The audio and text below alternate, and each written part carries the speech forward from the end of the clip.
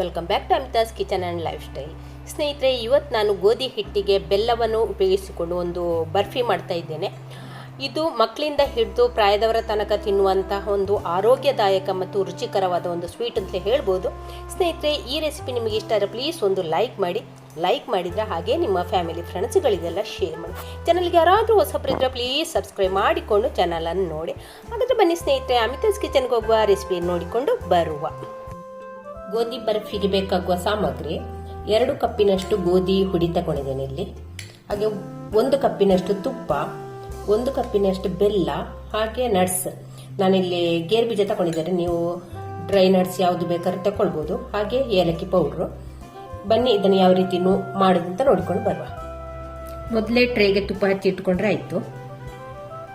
ಆ ನಂತರ ಕೊನೆಗೆ ಮಾಡಿದ್ರೆ ಉಂಟಲ್ಲ ಗಡಿ ಬಿಡಿ ಆಗ್ತದೆ, ಅದಕ್ಕೆ ಮೊದಲೇ ತುಪ್ಪ ಹಚ್ಚಿ ಇಟ್ಟುಕೊಳ್ಳುವ. ನೋಡಿ, ಈ ರೀತಿ ತುಪ್ಪ ಹಚ್ಚಿ ಇಟ್ಕೊಂಡು ಇಲ್ಲಿ ಇವಾಗ ಒಂದು ಕಡಾಯಿಯನ್ನು ಕಾಯ್ಲಿಕ್ಕೆ ಇಟ್ಟಿದ್ದೇನೆ. ಅದಕ್ಕೆ ಈಗ ನಾನು ತುಪ್ಪವನ್ನು ಹಾಕ್ತಾ ಇದ್ದೇನೆ. ಪೂರ್ತಿ ತುಪ್ಪವನ್ನು ಹಾಕಿಕೊಳ್ಬೇಕು. ಅದಕ್ಕೆ ಈಗ ಗೋಧಿ ಹಿಟ್ಟನ್ನು ಕೂಡ ಹಾಕಿಕೊಳ್ಳುವ. 1 ಕಪ್ ಹಾಕಿದೆ, ಇನ್ನೊಂದು ಕಪ್ಪನ್ನು ಕೂಡ ಹಾಕಿಕೊಂಡೆ.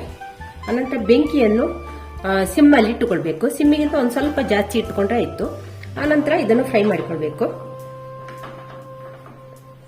ಚೆನ್ನಾಗಿ ಕೈ ಬಿಡದೆ ಹೀಗೆ ಫ್ರೈ ಮಾಡಿಕೊಂಡ್ರೆ ಆಯ್ತು.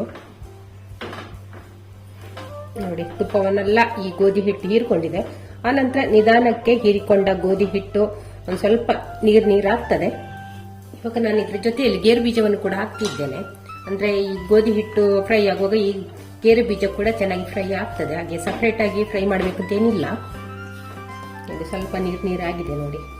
ಇವಾಗ ನೋಡಿ ಕಲರ್ ಚೇಂಜ್ ಆಗಿದೆ. ನೋಡಿ 10 ನಿಮಿಷಕ್ಕೆ ಕಲರ್ ಚೇಂಜ್ ಆಗ್ತದೆ. ಹಾಗೆ ಗೇರು ಬೀಜ ಸಹ ನೋಡಿ ಎಲ್ಲ ಚೆನ್ನಾಗಿ ಫ್ರೈ ಆಗಿದೆ.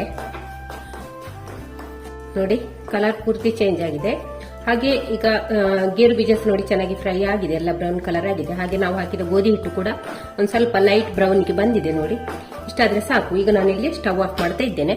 ಸ್ಟವ್ ಆಫ್ ಮಾಡಿದ ತಕ್ಷಣ ನಾವಿಲ್ಲಿ ಬೆಲ್ಲದ ಹುಡಿಯನ್ನು ಇದಕ್ಕೆ ಹಾಕಿಕೊಂಡ್ರೆ ಆಯ್ತು. ಹಾಗೆ ಜೊತೆಯಲ್ಲಿ ಏಲಕ್ಕಿಯನ್ನು ಕೂಡ ಹಾಕ್ತಾ ಇದ್ದೇನೆ. ಒಮ್ಮೆ ಚೆನ್ನಾಗಿ ಮಿಕ್ಸ್ ಮಾಡಿಕೊಳ್ಳುವ. ಇಲ್ಲಿ ನಾನು ಸ್ಟವ್ ಆಫ್ ಮಾಡಿದ್ದೇನೆ. ಸ್ಟವ್ ಇಂದ ಇಳಿಸಲಿಲ್ಲ, ಸ್ಟವ್ ಆಫ್ ಮಾಡಿ ಬೆಲ್ಲದ ಹುಡಿಯನ್ನು ಹಾಕಿ ಚೆನ್ನಾಗಿ ತಿರುಗಿಸ್ತಿದ್ದೇನೆ. ಹೀಗೆ ಚೆನ್ನಾಗಿ ಮಿಕ್ಸ್ ಮಾಡಿಕೊಳ್ಳುವ. ಬೆಲ್ಲ ಎಲ್ಲ ಕರಗ್ತದೆ. ಈಗ ಬಿಸಿ ಬಿಸಿಗೆ ಹಾಕಿದ್ರೆ ಉಂಟಲ್ಲ, ಬೆಲ್ಲ ಬೇಗ ಕರಗ್ತದೆ. ಹಾಗೆ ಚೆನ್ನಾಗಿ ಒಮ್ಮೆ ಮಿಕ್ಸ್ ಮಾಡುವ. ಬೆಲ್ಲ ಪುಡಿ ಹಾಕಬೇಕು. ಚೆನ್ನಾಗಿ ನಯವಾಗಿ ಬೆಲ್ಲವನ್ನು ಪುಡಿ ಮಾಡಿಕೊಳ್ಬೇಕು. ಚೆನ್ನಾಗಿ ಕಲಸಿದ ನಂತರ ಇದನ್ನು ನಾವೀಗ ಒಂದು ಟ್ರೇಗೆ ಹಾಕಿಕೊಳ್ಳುವ. ತುಪ್ಪ ಹಚ್ಚಿದ ಟ್ರೇಗೆ ಇದನ್ನು ಹಾಕಿಕೊಳ್ಳುವ. ಒಂದು ಬೌಲಿಗೆ ಉಂಟಲ್ಲ, ತುಪ್ಪ ಹಚ್ಚಿ ಚೆನ್ನಾಗಿ ಹೀಗೆ ಪ್ರೆಸ್ ಮಾಡಿಕೊಂಡ್ರೆ ಆಯ್ತು.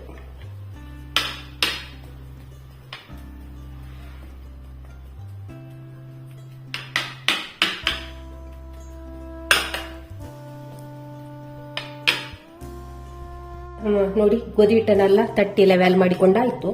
ಇವಾಗ ಇದನ್ನು ಬಿಸಿ ಬಿಸಿ ಇರುವಾಗಲೇ ಕಟ್ ಮಾಡಿಕೊಳ್ಬೇಕು.